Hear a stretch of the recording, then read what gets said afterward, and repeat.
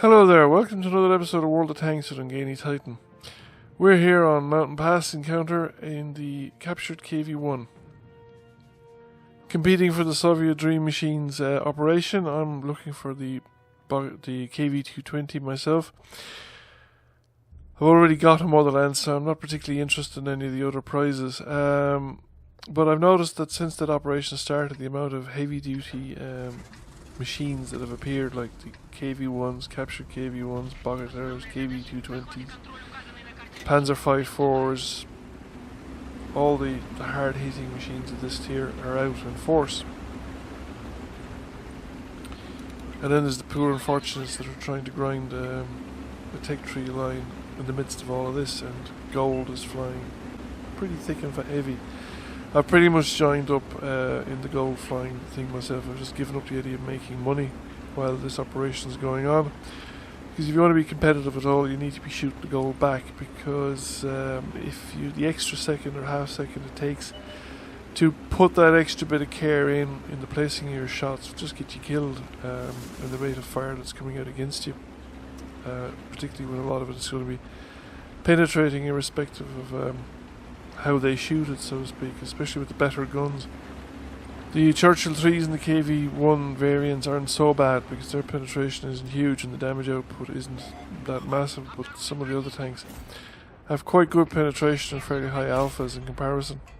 Since Sixth Sense didn't go off when I came around and the German tank didn't spot anything when he went around the corner in front of me, I reckoned I was safe enough to come up here because I wanted to get these guys under fire. I wanted to put as much damage into them as possible before they decided to bypass this location and just attack the unfortunate guy trying to hold that whole corridor on his own.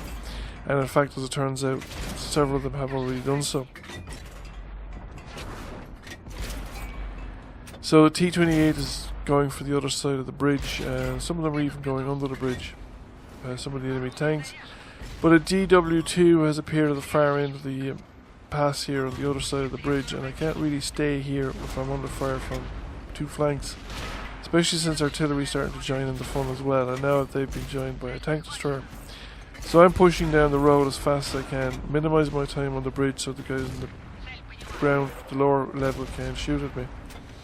And also, tank destroyer has been taken out. And I can easily take the DW2. I've a much better gun and a pretty good armour.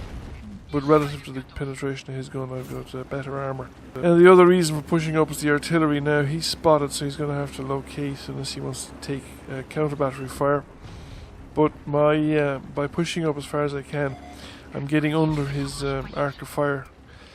Now the Panzer 1C is not going to be a threat. I don't think he can penetrate me even with premium ammunition, no matter what he does.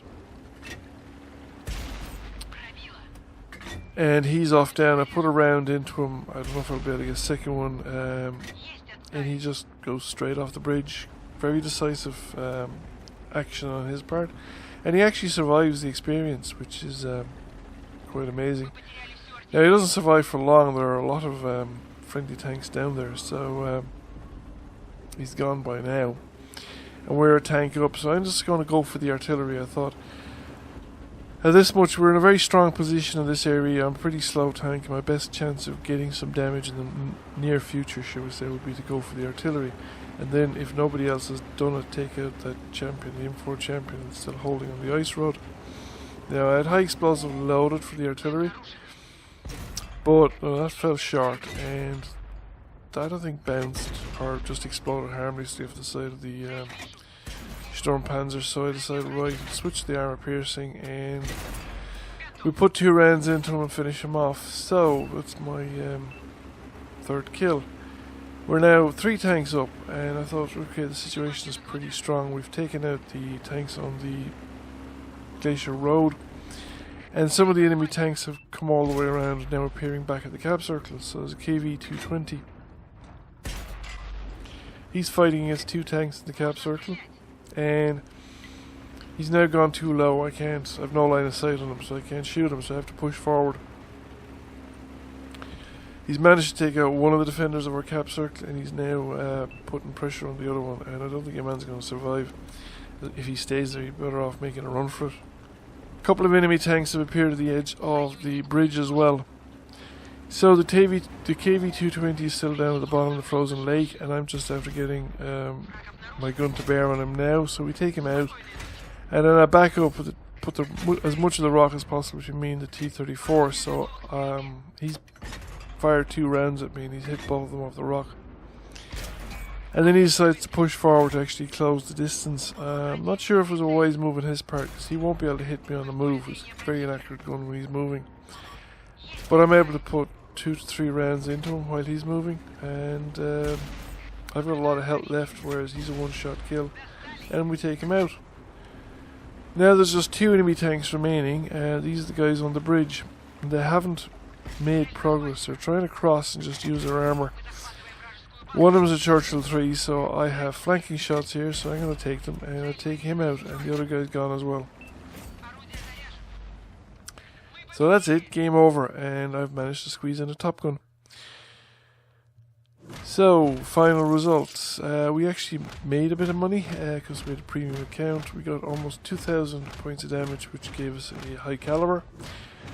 Not a lot of assisted damage, but it was enough, I suppose. We got an ace tanker, a Top Gun, and cool-headed as well.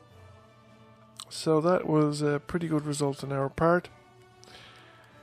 Probably didn't get enough for a steel wall, I suppose. But anyway, became number 1 by experience, considerably more damage than anybody else. Firing, my performance was, I suppose, about usual. A lot of shots fired. Of the ones that hit, though, a fair amount of them penetrated. So anyway, that is it. So the Capture KV-1 is a pretty good tank, and it's an ideal tank for this kind of an operation. Good crew trainer as well. So thank you for watching. I hope you enjoyed the video and found it interesting. If you did, please give it a like. If you have not already done so, please give the channel a subscription. So bye for now, and I'll catch you all again soon.